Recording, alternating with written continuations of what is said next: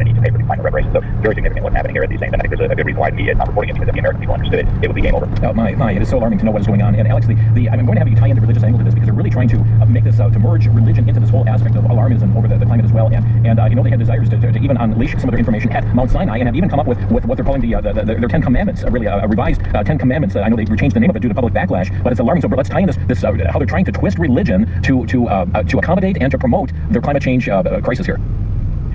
Yeah, I lost you there for just a moment, Jim. Could you repeat the question? Okay, so I know that they are trying to bring a religious angle into this by invoking, being by Mount Sinai and having this 10 Commandments for the climate. Tell us what's going on. Yeah, I think this really is the most significant thing that has happened here. We are on Sinai Peninsula right now, very close to a mountain that is considered to be Mount Sinai. Whether it is a real Mount Sinai or not, I don't know. I think there are good arguments that it's probably in Saudi Arabia. But they had this very bizarre religious ceremony. The Egyptian government really scaled it back. But you have this interfaith group. I spent more than half an hour today interviewing them. We're going to be putting out that video shortly. But you have Rabbi Jonathan Merrill. He's the founder of this operation. They had Metropolitan Seraphim, the senior leader in the Greek Orthodox Church. You had Muslim leaders. You had Hindu, pagans, all kinds of Eastern religions. You had all sorts of different so-called religious leaders. And their original plan was they were all going to walk up to Mount Sinai and do a public ceremony where they were going to repent for their climate sins. I guess they view their CO2 emissions as sinful, so they were going to go up there and beg God, or whatever their conception of God is, or God's plural, and many of them, to forgive them for not treating Mother Earth as she apparently should be treated. And the Egyptian government said, sorry guys, you can't all climb up that mountain because they've been security concerns. So what they did was they ended up doing different ceremonies. Some of them walked up that mountain. Others ended up doing it in Jerusalem or in London, and they did different things. That's what they did unveil. Originally they were calling it the New Ten Commandments. That was their terminology, not ours. That they were going to unleash a new Ten Commandments. And as part of the ceremony, they actually took two tablets that you and I look like the Ten Commandments painted green. And one of the leaders of this smashed them, kind of like Moses, smashed the original tablets and he came back down. So very, very serious religious undertones here.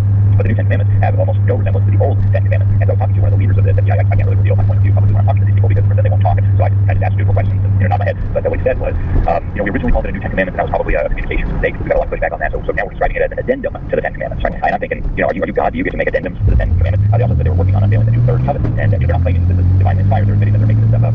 So I think this is, again, like I said, the most significant angle and story out of this conference. This has not received much attention from the press, but there is a UN agency that's very much involved in this, the UN Office of State Affairs or something like that, and they're working in very close coordination with the UN. I actually spent the 35 minutes with them here at the UN facility in Sharm el-Sheikh on the Sinai Peninsula. So people can find my article about it at thenewamerican.com and get a whole lot more detail. But the UN is also pushing a secular vision of this. One of the reports that they put out right before the conference began was called, it was put out by the UN Development Program and the UN Environment Program. It was called Uncertain Times, Uncertain World, and they made the case that we need a new system of morality and ethics because the old system of morality and ethics is supposedly what got us into this mess. And so very serious what's happening here. You mentioned the transition to this new system. It very much involves even a transition to a new moral and ethical system, and that's huge. It is, and they have 4 points: mitigation, adaptation, finance, and collaboration. And I find it very interesting how they're trying to mitigate what they call the global warming to well below 2C and work hard to keep the 1.5C target alive. And so they're talking about the reductions that have to take place. Extreme weather events from heat waves, floods, and fires becoming everyday reality of our lives. So adaptation, they're talking about. What's so bizarre in all of this, they're talking about how we all need to they're at a luxurious resort there, Alex.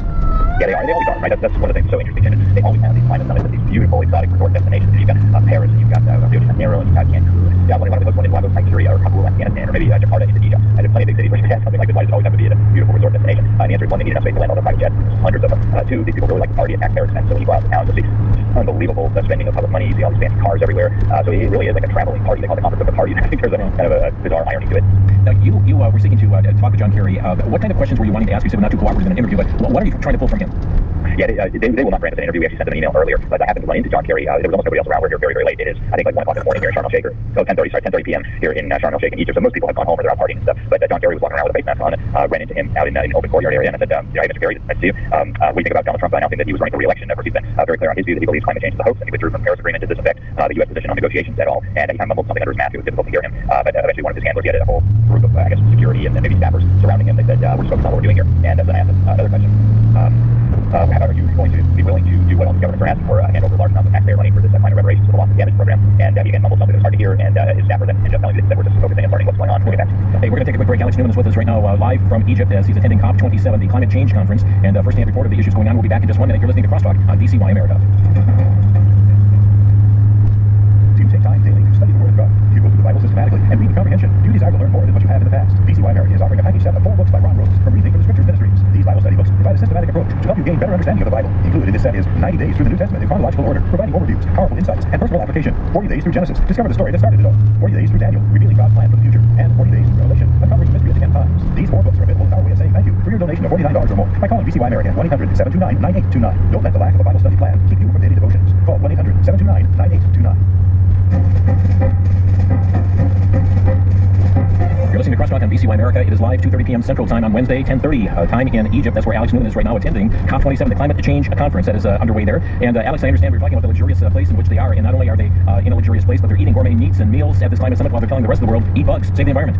That's precisely what's happening. That's the same thing that happens at every one of these conferences, Jim. It's one of, in my opinion, the most glaring examples of hypocrisy that I've ever seen so open from governments. Is that they all fly here on airplanes. Many of them fly here private jets. There are literally hundreds of private jets that have flown in, bringing these self-styled climate dignitaries, celebrities, and things. Hundreds and hundreds of them. I mean, just one of these planes probably produces more CO2 than the small, African city in a year. And they come in here and then they lecture us about driving cars, and they tell us we can ride our bicycle. They tell us we can't have steak. They tell us we can't eat meat anymore. That we need to shift over to quite literally eating bugs and vegan diets and things like this, while they're feasting on delicious gourmet meals. They've got caviar, and I mean, it's absolutely everywhere. You're completely surrounded by the hypocrisy. You walk into any one of these enormous buildings that they put up in the desert to deal with it, and there's a whole rows of industrial-sized air conditioners pumping cool air. Obviously, there's no side fossil fuels are pumping cool air into here to keep these delegates cool and comfortable. And yet at the same time, they're telling people in foreign countries, like Africans, Latin Americans, Asian Americans, hey, you can't have air conditioning, you can't keep your house so cold, you can't warm your house up so warm in the winter. But of course, they're saving the world here, and so they need to be censored. Alex, haven't they heard of Zoom? Right, you would think that eventually, with all this supposed concern about CO2, they get the message that they would do online meetings, but nope. Well, let's tie a couple other issues into this. One of this is reparations, and I mean, the push is being placed upon the U.S. and on other industrialized nations that we need to be paying reparations to the world as a result of our abuse of putting so much CO2 into the atmosphere. And comment on this reparation aspect that has been proliferating through this conference as well.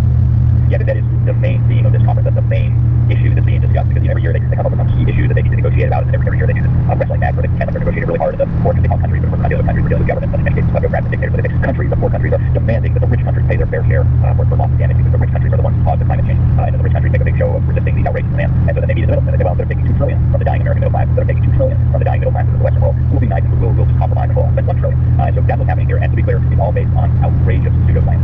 So the whole premise of this thing is, of course, the idea that CO2 is not the solution responsible for all the warming or the tornadoes or the hurricanes and things. I think it's demonstrably false. We prove that the people who are running this thing, that the leaders behind the scenes, do not believe this, and we talk about that later. But that's the premise underlying this. And it's a very nice mechanism for everybody. The Western government is their backers, spending their taxpayer money to spend taxpayer money on all kinds of stuff. It's not like they're going to pay for it personally. And then these are little kleptocrats that keep bringing to the table. Hey, if you show up, if you play along with this part, you will get a nice big fat check for your government spend. However you want, you buy more limousines, national videos with bank accounts, you can, it's just whatever silly thing you think of to waste it on.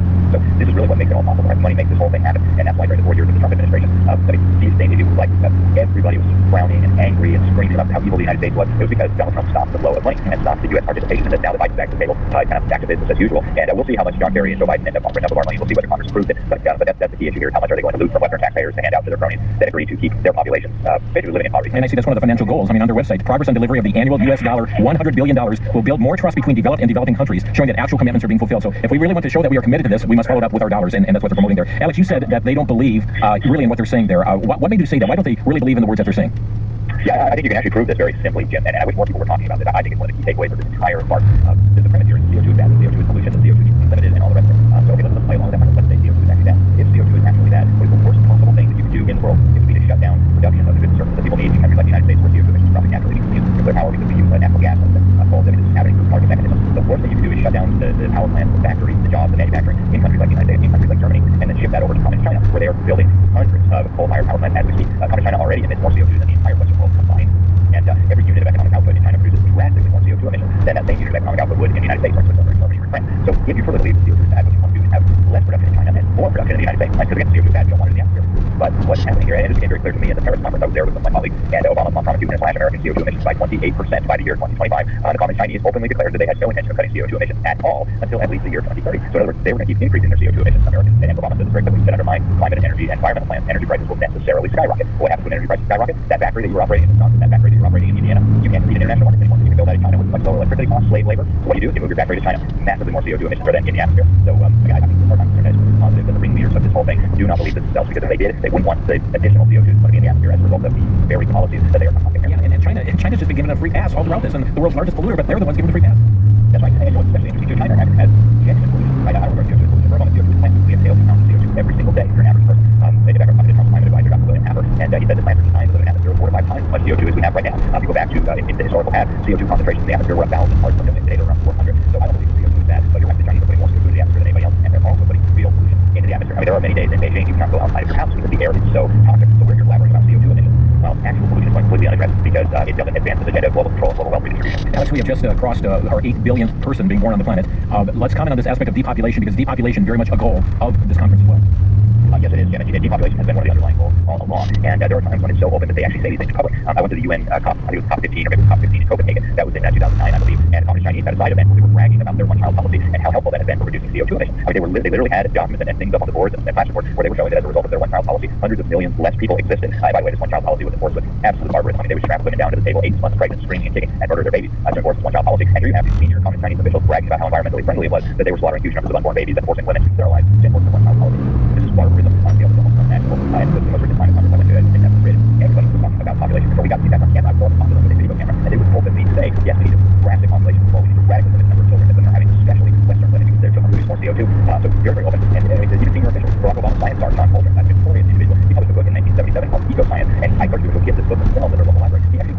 calls for adding sterilizing agents to the public water supply so that women can't have children anymore unless the government gives them antidote. He actually claims that forced abortion would be constitutional under our system of government to deal with population crisis. So this stuff is not secret. It's just you won't read about it on the front page of your newspaper, because if Americans understood again what's happening here, it would all come to a screeching halt.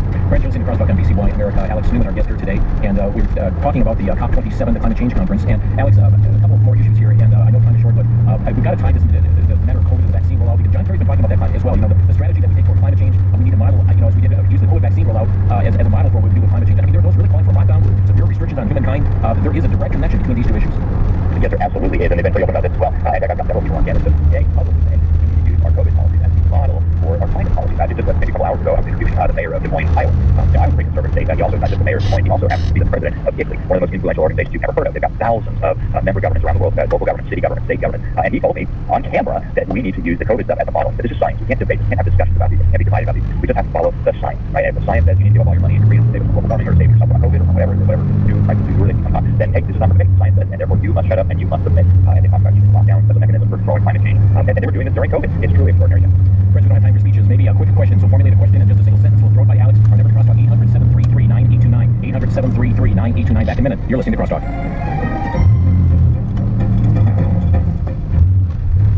For the Worldview Report, I'm Brandon House. Our website is worldviewreport.com. Well, 2022 midterms are now over. What happened? Well, the red wave never happened.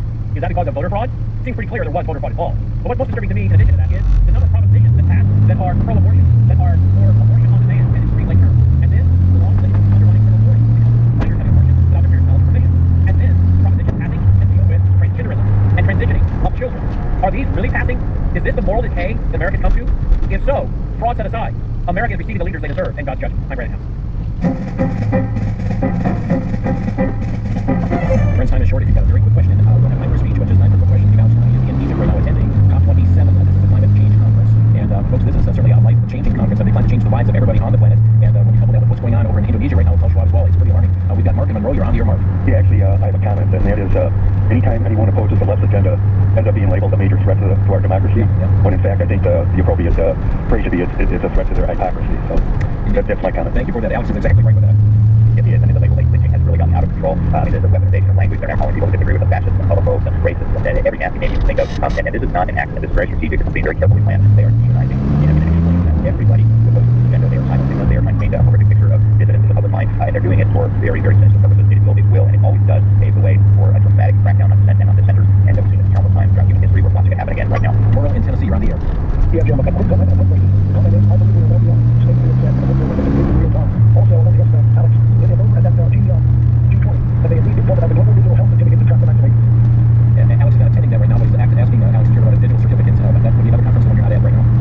Yeah, but I've been talking about these digital health certificates for a long time. It's very much on the global agenda. The World Economic Forum, the United Nations, the Biden administration, multiple states are now already running pilot programs for digital IDs. We can connect with your health information, your education information, all these concepts on the blockchain. We are witnessing as we speak the direction of a prison planet around the people of this earth, and it is moving very fast and accelerating. Thank you for the call, Charlie in Dodgeville, you're on the air. Yes, sir. Let's take shows a quick comment. If China is taking all of their resources, the coal, for instance, they'll get the heavy manufacturing, which will be outlawed in this country because of emissions. If we were ever at war and they needed tanks or steel production, that's all gone. And our enemies will be the only ones capable of building. Thank you, sir. I'm off. Shooting ourselves in the foot, and Alex, that's what we're doing. We're crumbling from within and enabling China at the same time. That's exactly right. I'm glad to mention that the national security implications of deindustrializing the United States, which again John Bolton and Obama science are specifically called for using that terminology. We need to deindustrialize the United States. The national security implications of that are hard to overstate. We already could not keep most of our Air Force ships in the sky without parts and microchips and other components from communist China. If and when a war breaks out, the U.S. military is toast. And the worst part of all this is it's being inflicted by our own government. There's no reason why this has to happen, and yet it's being engineered by some of the most powerful people on the planet, including many of the so-called leaders in Washington, D.C. Alex, is there any accident that this is going on at the same time with Klaus Schwab addressing the B20 meeting in Indonesia Monday? He called for really a wholesale restructuring of the world's economic, political, social, and ecological systems. These two issues just dovetail right one into the other. Yes, they do. It's all related. I mean, all of this stuff, it seems to the casual observer who's just relying on the fake media or their government school or their local newspaper, it seems that all of these things are unrelated. But all you have to do is look right beneath the surface. It's not that this stuff is hidden. It's not that the evidence is hard to find. It's just that it's not put right in front of your face. But if you look right beneath the surface, what you'll find is all of this is related. It's all being driven by the same tiny group of predatory elites, and it's all leading in the same direction. You know, I've heard the announcement coming from Jeff Bezos, the Amazon founder, talking about donating the majority of his $124 billion fortune to fighting climate change, as this company is laying off thousands of workers.